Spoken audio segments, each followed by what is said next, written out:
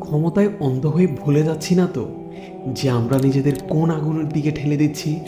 ভুলে যাচ্ছি না তো স্বয়ং আল্লাহ আমাদের দিকে তাকিয়ে আছেন ফেরেশতা ও মানুষদের অজস্র সাক্ষী। আমার কিছুই করার নেই, উপর মহল থেকে আদেশ দেওয়া হয়েছে। এসব বলেই কি পার পেয়ে যাওয়া যাবে?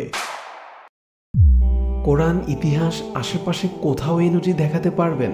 আখেরাতের কথাও তো একটু ভাবুন। ওরা অপেক্ষা করছে, এ পারেও ও পারেও।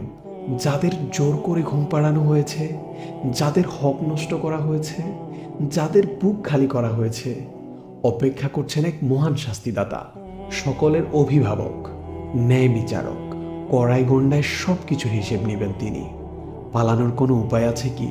এখনো অন্যায়কে আঁকড়ে রবে? স্রষ্টাকে বাদ দিয়ে সৃষ্টিকে ভয় পাবে? চোখের সামনে অন্যায় দেখেও তা থামিয়ে দিবে না?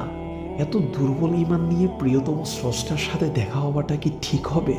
অন্যায়কে থামাতে হবে, হোক নিজের সাথে কিংবা অন্যের সাথে। দুনিয়া আখেরাতের বাস্তবতা বুঝতে হবে। ভুলগুলো শুধরাতে হবে সময় শেষ হওয়ার আগেই। দম্ভ নয়, মিথ্যা নয়, ভয় নয়, আবেগ নয়, ঠান্ডা মাথায় চিন্তা করে ন্যায়কে প্রতিষ্ঠা করতে হবে। আর দুহাত তুলে বলতে হবে, হে আল্লাহ, পথ প্রদর্শক, আমাদের সঠিক পথ দেখান।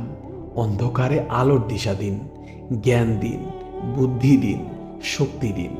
যা করণীয় তা বুঝিয়ে দিন। ন্যায়ের শাসন প্রতিষ্ঠা করে দিন। আমাদের জানমাল ও সম্পদের নিরাপত্তা দিন। অন্যায় করা এবং অন্যের সাথে হওয়া অন্যায় সহ্য করা থেকে আমরা আপনার কাছে আশ্রয় চাই। হে সাহায্যকারী, আমাদেরকে সাহায্য করুন।